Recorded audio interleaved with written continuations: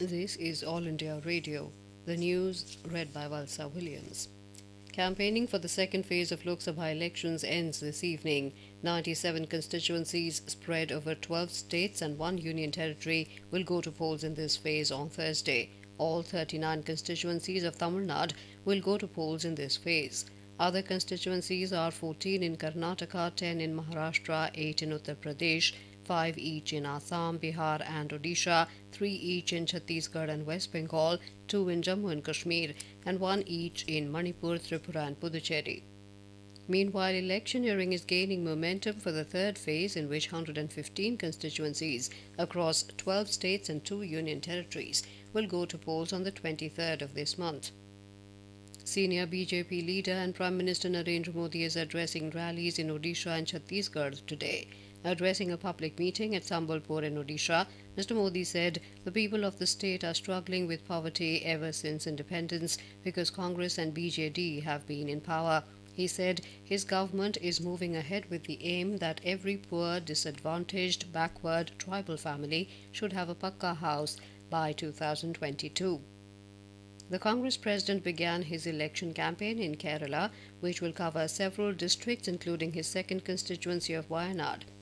Speaking in Pathanapuram, Mr. Gandhi said the money for Nyay scheme will come from corrupt businessmen and people. Mr. Gandhi said the Congress will make sure that those who have stolen money from people must pay back to people. Union Home Minister Rajnath Singh filed his nomination papers in Lucknow in Uttar Pradesh today, which will go to polls in the fifth phase. 51 constituencies across 7 states will go to polls in this phase on the 6th of next month. BJP leader and Information and Broadcasting Minister Rajavardhan Rathore filed his nomination from Jaipur rural constituency. Notification for the 6th phase was issued today. 59 constituencies spread over 7 states will go to polls in this phase on the 12th of next month. The Supreme Court today refused to consider BSP Chief Mayawati's plea challenging the Election Commission's 48-hour ban on her campaign. The Apex Court expressed satisfaction over the poll body's action against leaders making hate speeches. A bench headed by Chief Justice Ranjan Gogoi asked Mayawati's counsel to file a separate appeal against the poll panel's order. The bench made it clear that no further order was required for now. The Election Commission yesterday imposed a nationwide campaign ban on Uttar Pradesh Chief Minister Yogi Adityanath for 72 hours and on Union Minister Maneka Gandhi and Mayawati for 48 hours from today for their communal remarks. A 72-hour campaign ban has also been imposed on Samajwadi Party's Azam Khan for his derogatory remarks against his rival BJP candidate Jayaprada.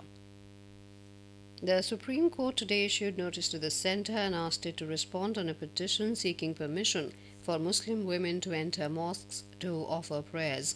A bench, headed by Justice S.A. Bobde, told the counsel appearing for the petitioners that it will hear the matter because of the Apex Court's judgment in the Sabrimala temple case.